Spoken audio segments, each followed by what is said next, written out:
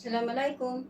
I'm Rodel Ricardo. I'm 46 years old. I am married. I have 3 children.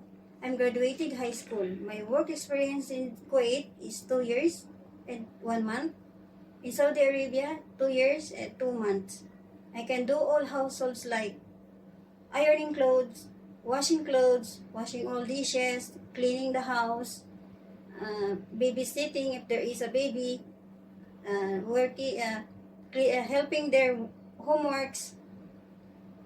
I can make basic Arabic foods like kabsa, biryani, kushari, also kodo, pizza, macarona siniya, kudar siniya, tortillas, fatayr, and also I'm willing to learn more, and I hope you hire me, madam.